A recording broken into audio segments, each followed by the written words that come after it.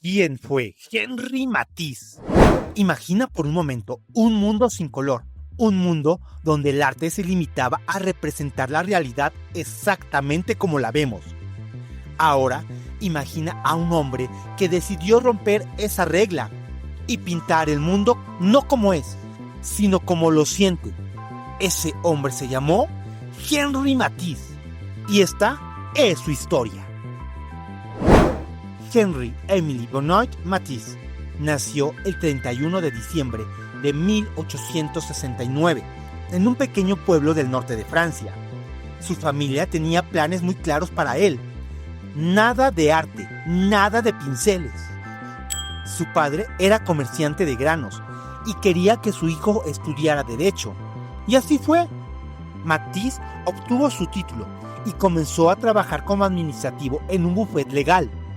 Todo parecía indicar que tendría una vida tranquila, ordenada y completamente alejada del arte. Pero el destino tenía otros planes. A los 20 años, Matisse sufrió un ataque de apendicitis que lo dejó postrado en una cama durante muchos meses. Para entretenerlo durante su recuperación, su madre le regaló una caja de pinturas. Y ahí, en esa cama de convalecencia, sin saberlo, nació uno de los artistas más influyentes del siglo XX. Matisse describía más tarde este momento como el descubrimiento de una especie de paraíso.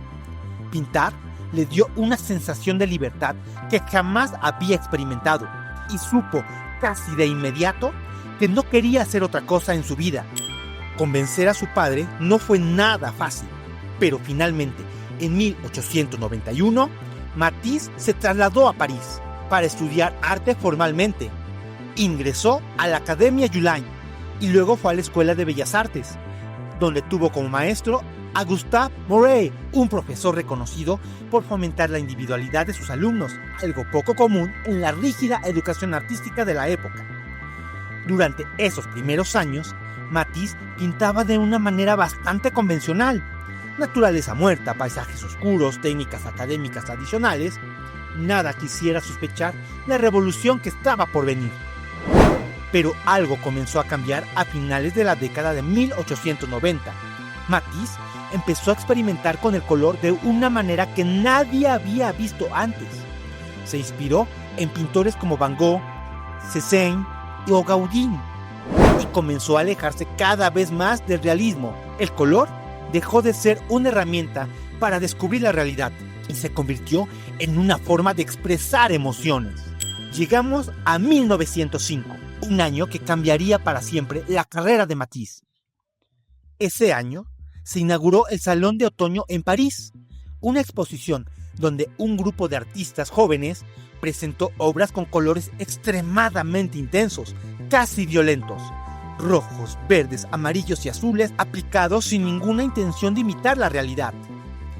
Los rostros se pintaban de verde, los árboles de naranja, los cielos de rosa fuerte.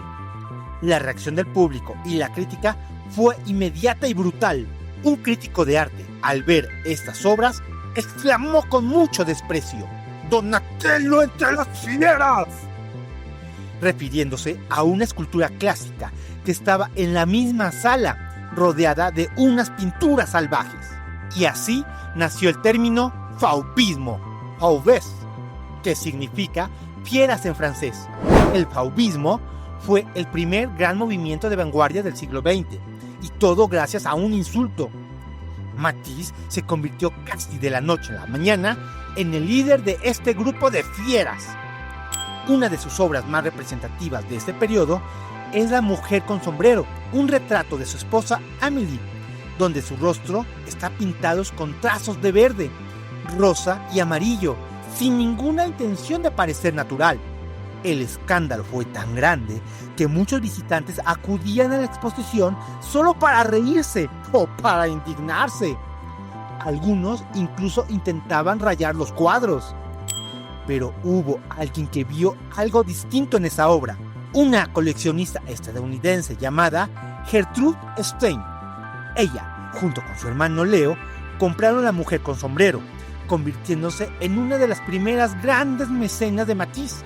En 1909, el coleccionista ruso Sergei Shushkin le encargó 2 obras monumentales para decorar la escalera de su mansión en Moscú: La danza y la música. La danza muestra 5 figuras humanas pintadas en un tono rojo intenso, bailando sobre un círculo en un fondo de azul cielo y colinas verdes. No hay rostros detallados, no hay sombras realistas, solo movimiento, ritmo y color puro. Esta obra es considerada como una de las piezas más importantes del arte moderno. Representa una forma casi primitiva y a la vez profundamente sofisticada de alegría y de energía vital. Sin embargo, cuando se presentó por primera vez en París, las críticas fueron, de nuevo, durísimas. Muchos consideraban que estas figuras desnudas y simplificadas eran vulgares y casi infantiles. Algunos llegaron a decir que parecía pintado por un niño.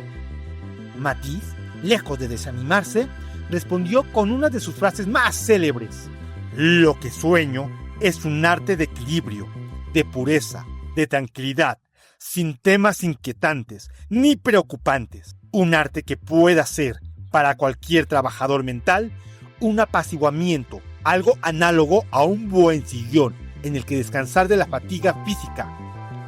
Para Matisse, el arte no tenía que ser complicado ni perturbador. Tenía que ser un refugio, un placer visual. No podemos hablar de Matisse sin mencionar a la otra gran figura del arte de su tiempo, Pablo Picasso. Ambos se conocieron alrededor del año de 1906, gracias precisamente a Gertrude Stein, quien coleccionaba obras de los dos. Y desde ese momento se estableció una relación fascinante, una mezcla de rivalidad, respeto mutuo y casi obsesión artística. Mientras Matisse exploraba el color y la emoción, Picasso, poco después, desarrollaría el cubismo, fragmentando las formas y la perspectiva. Se dice que ambos se observaban constantemente, analizando las obras del otro e incluso respondiéndose a través de su arte. Picasso llegó a decir sobre Matisse: "Nadie ha mirado la pintura de Matisse más cuidadosamente que yo, y nadie ha mirado mi pintura más cuidadosamente que él". Esta rivalidad, lejos de ser destructiva, impulsó a ambos artistas a evolucionar constantemente, cada uno tratando de superar al otro, aunque siempre con profundo respeto de fondo.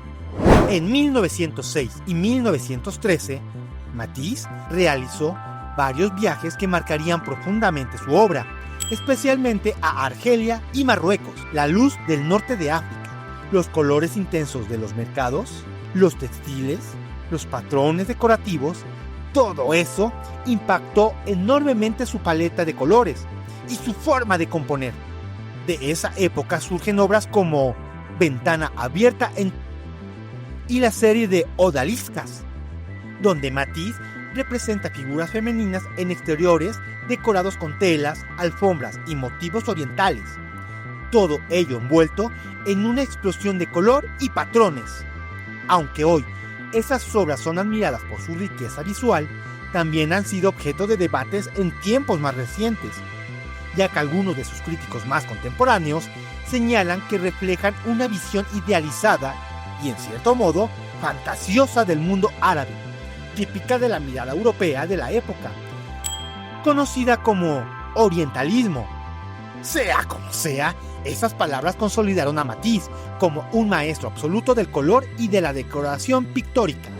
La vida de Matisse no estuvo exenta de dificultades. Durante la Primera Guerra Mundial, mientras muchos artistas se alistaban o huían de Europa, Matisse permaneció en Francia. No podía combatir por su edad y su salud, pero vivió con angustia el conflicto, sabiendo que su hijo mayor estaba en el frente. Curiosamente, en ese periodo su obra se tornó más sobria, con colores más oscuros y composiciones más estructuradas, casi como un reflejo del ambiente de tensión que se vivía en el continente. Más adelante, durante la Segunda Guerra Mundial, Matisse ya era un hombre mayor y enfermo. En 1941 le diagnosticaron cáncer y tuvo que someterse a una cirugía muy delicada que lo dejó prácticamente postrado, dependiente de una silla de ruedas o de la cama para el resto de su vida. Cualquier otra persona habría considerado esto el final de su carrera, pero para Matisse fue el comienzo de su etapa más revolucionaria. Incapaz de sostener pinceles durante largas horas o pintar de pie frente a un lienzo, Matisse desarrolló una nueva técnica que cambiaría para siempre su legado: los papers découpés, o recortes de papel. Con la ayuda de asistentes, Matisse pintaba grandes hojas de papel con colores intensos, usando gouache, y luego con unas tijeras recortaba formas, hojas, algas, figuras humanas, estrellas, flores y muchas otras cosas. Estas formas se colocaban y recolocaban sobre superficies, creando composiciones de una frescura y modernidad asombrosas. Algunas de esas obras llegaron a ocupar paredes enteras de un estudio.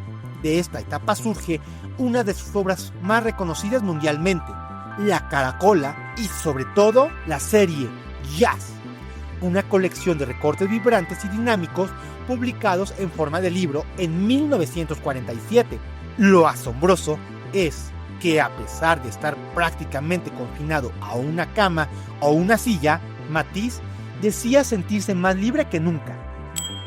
Llegó a comentar que esta técnica le permitía dibujar directamente con el color, algo que había soñado toda su vida. Otra obra cumbre de este periodo es El Ícaro, parte de la serie Jazz, donde una figura humana cae o vuela en formas abstractas de color intenso, representando, según muchos, la propia sensación de libertad y caída del artista frente a su condición física. Hacia el final de su vida, Matisse emprendió uno de los proyectos más personales y ambiciosos de toda su carrera: el diseño completo de la Capilla del Rosario en Venez, Francia, construida entre 1949 y 1951. Esto no fue simplemente pintar un cuadro. Matisse diseñó absolutamente todo: los vitrales, los murales en blanco y negro, las vestimentas sacerdotales, el altar, incluso los detalles arquitectónicos. Lo curioso es que Matisse no era una persona particularmente religiosa.